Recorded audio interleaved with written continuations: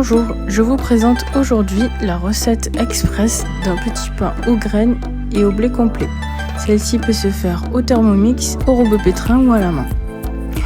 Au niveau des ingrédients, nous aurons besoin de 300 g d'eau, 250 g de semoule fine, 250 g de farine de blé complet type Francine, un mélange de grains de tournesol, graines de nigel, graines de lin, sésame blanc, sésame grillé, ainsi que 30 g d'huile d'olive, 10 g de sel, 10 g de sucre et 20 g de levure fraîche. Je commence par mettre l'eau dans mon robot.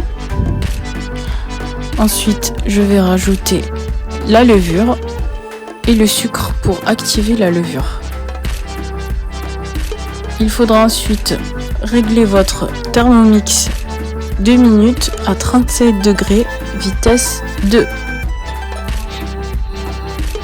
Une fois activé, j'ajoute mes produits secs, ma semoule, ma farine, mon sel, mes graines et mon huile d'olive.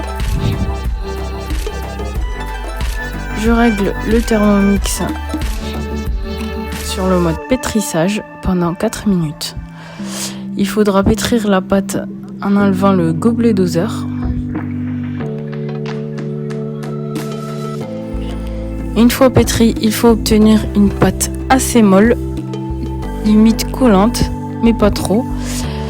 Je transvase ma pâte dans mon B-Save. Donc si vous n'avez pas de boîte B-Save, vous la mettez à reposer pendant 45 minutes. Il faut qu'elle double de volume.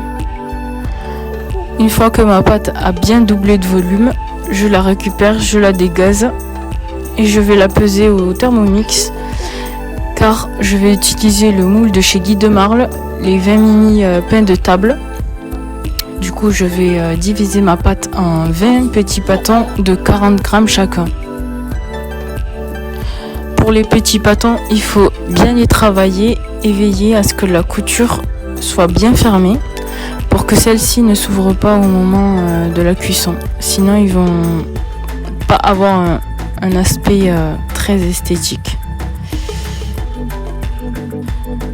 Donc avant de rentrer mes petits pains au four, je préchauffe le four à 200 degrés et je vais badigeonner mes petits pains d'un mélange de yaourt et d'huile d'olive.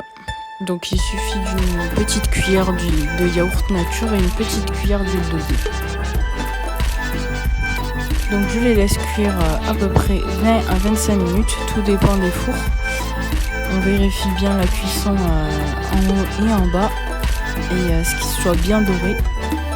Ensuite, je les sors du four et je vais les placer sous un torchon pour qu'ils refroidissent et qu'ils gardent tout leur moelleux. Ces petits pains sont à déguster aussi bien sucrés que salés.